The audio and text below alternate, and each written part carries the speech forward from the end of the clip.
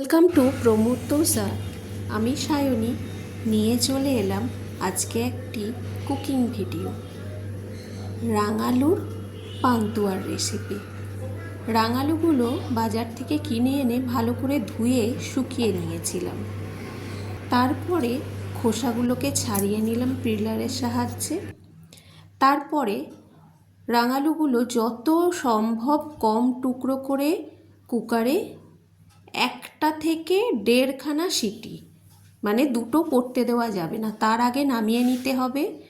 রাঙালুর মধ্যে যত জল যাবে তত ময়দা বেশি দিতে হবে, তত রাঙালু কিন্তু শক্ত হয়ে যাবে। দেখলেন তো কতটুকু ময়দা দিলাম?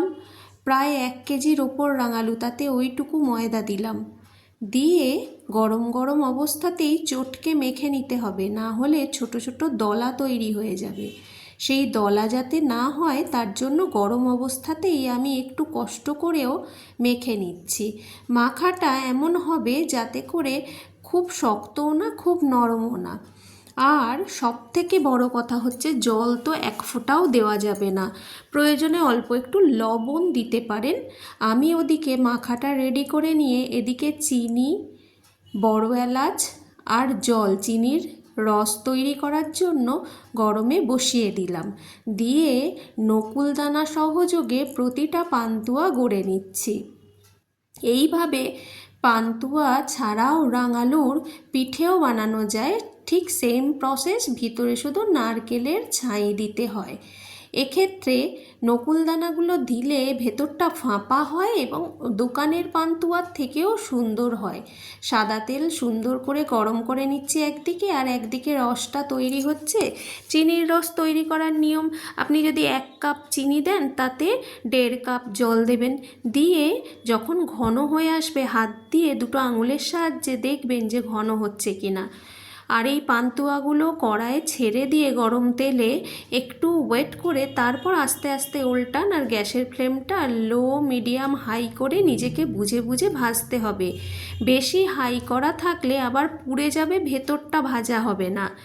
তাই কখনো লো, কখনো হাই, কখনো মিডিয়াম করে ভেজে নিতে হবে।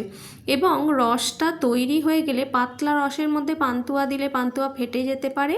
তাই পান্তুয়াগুলো ভাজা হলে তার আগে যদি রসটা রেডি হয়ে যায় গরম অবস্থাতেই তার মধ্যে পান্তুয়াগুলোকে তুলে দিতে হবে। দেখুন সুন্দর একদম গোল গোল করে লাল লাল করে ভেজে নিয়েছি। নিয়ে এবার গরম অবস্থাতেই চিনির শিরার মধ্যে এটাকে দেব, দিয়ে খানিকক্ষণ ভিজিয়ে রাখবো। প্রথম পার্টে যেগুলো আমি ভেজেছি সেগুলো দিয়ে দিয়েছি চিনির শিরার মধ্যে। এবার দ্বিতীয় পার্টে ভাজলাম। মোটামুটি 1 কেজিতে আমার 60টা মতো পান্তুয়া হয়েছিল। আমাদের বাড়ির সবাই তো খুব ভালোবাসে এই রেসিপিটা। সকালের দিকে করে রেখে এটা সন্ধ্যের দিকে কিংবা রাতের দিকে খেতে বেশি ভালো লাগে। রসটা পুরোপুরি ভেতরে গেলে আরও বেশি সুন্দর লাগে। তাই এটা তৈরি করে সাথে সাথে খাবেন না, তৈরি হওয়ার পর মোটামুটি 3-4 ঘন্টা গ্যাপ রেখে তারপর খাবেন। দেখুন কীরম নরম তুলতুলে হয়েছে।